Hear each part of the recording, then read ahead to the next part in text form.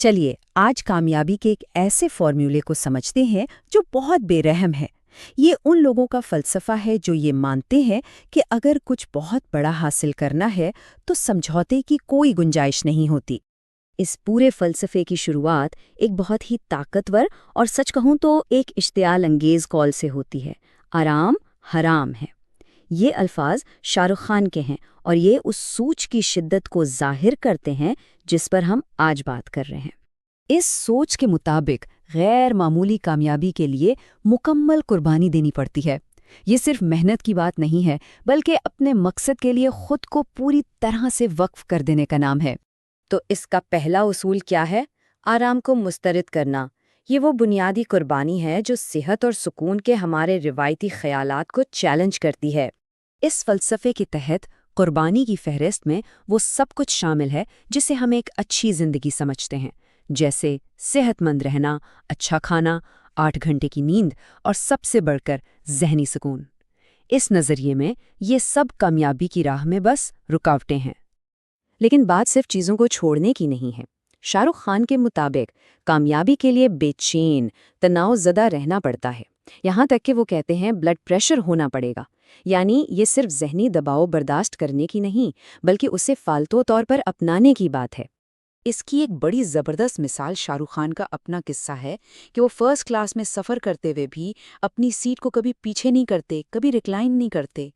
ذرا سوچئے، یہ ظاہر کرتا ہے کہ آرام کو مسترد کرنے کا عزم کتنا گہرا ہے، یہاں تک کہ جب آرام آسانی سے مل رہا ہو۔ اچھا، تو دوسرا اصول ذہنیت سے جڑا ہے۔ اسے کہتے ہیں حرکت حوصلہ افزائی کو شکست دیتی ہے۔ یہ مسلسل کام کرنے کے پیچھے کی نفسیات کو سمجھاتا ہے۔ اب دیکھیے، یہ نظریہ حوصلہ افزائی کو ایک بالکل نئے زاویے سے دیکھتا ہے۔ ہم عام طور پر سوچتے ہیں کہ موٹیویشن کام شروع کرنے کے لیے ضروری ہے، لیکن اس کے مطابق حوصلہ افزائی کام شروع کرنے کی وجہ نہیں بلکہ مسلسل محنت کرتے رہنے کا انعام ہے۔ یہ کام کا نتیجہ ہے، وجہ نہیں۔ یہ سلائیڈ دونوں راستوں کا براہ راست موازنہ کرتی ہے۔ ایک طرف ہے موٹیویشن کا انتظار کرنا، یعنی آپ سست ہیں، غیر فعال ہیں اور زندگی بس آٹو پائلٹ پر چل رہی ہے۔ دوسری طرف ہے نظم و ضبط بنانا، جو ایک فعال مستقل عمل ہے اور اسی سے خوابوں کی تعمیر ہوتی ہے۔ تو صاف بات یہ ہے کہ ترقی کی اصل چابی نظم و ضبط ہے، تحریک نہیں۔ اور یہ کال اس نقطے کو اور بھی مضبوط کرتا ہے: صحیح فیصلہ کرنے کا انتظار کرنا بند کریں، اس کے بجائے فیصلہ کریں اور پھر اسے صحیح ثابت کریں۔ مطلب یہ ہے کہ بس کام شروع کریں اور رفتار بنائیں، بہترین لمحے کا انتظار نہ کریں۔ اس فلسفے کا تیسرا حصہ روزمرہ کے حکمت عملی پر ہے۔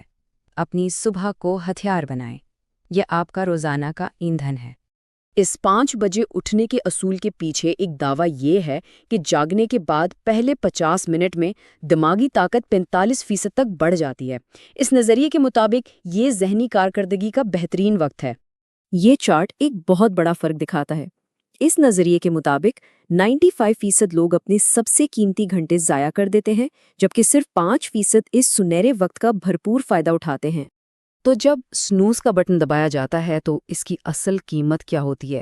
اس سوچ کے مطابق ہر بار سنوز دبانے کا مطلب ہے اپنی بہترین توانائی تکیوں کو تحفے میں دے دینا، اپنی توجہ سکرولنگ کو عطیہ کر دینا اور اپنے خوابوں کا سودا کرنا صرف 9 منٹ کے جھوٹے آرام کے لیے۔ تو اس عادت کو اپنانے کے لیے ایک سیدھا سادہ پروٹوکول ہے۔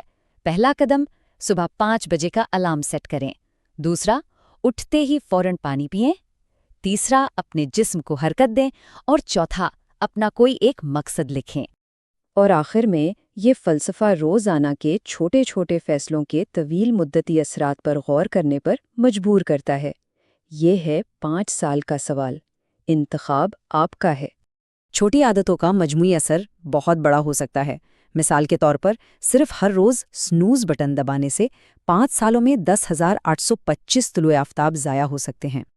اور یہی سوچ ہمیں اس آخری اور سب سے اہم سوال پر لا کر چھوڑتی ہے: اگلے 5 سال تو گزر ہی جائیں گے، ان کے اختتام پر آپ کون ہوں گے؟ یہ ایک ایسا سوال ہے جو اس پیش کردہ فلسفے اور ہر کسی کی اپنی خواہشات پر گہرائی سے غور کرنے پر مجبور کرتا ہے۔